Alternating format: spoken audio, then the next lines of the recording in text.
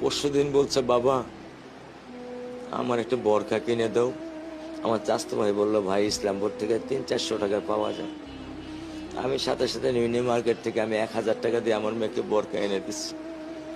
আমি দরিদ্র, ভাঙা বাসায় থাকি, কিন্তু আমার সন্তানদেরকে আমি কখনোই দারিদ্রতার স্বাদ পেতে দেইনি।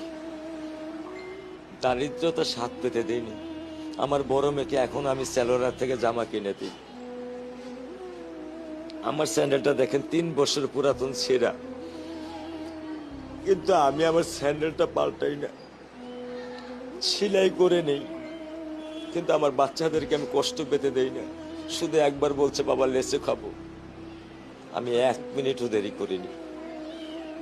1 মিনিটও আমি দেরি করিনি। ও আমার একটা হৃৎপিণ্ড, সেটাই আল্লাহ নিয়ে গেছে। আলহামদুলিল্লাহ, শুকরিয়া, আল্লাহ দিছে, আল্লাহ নিয়ে গেছে। আমার কোনো কষ্ট নেই।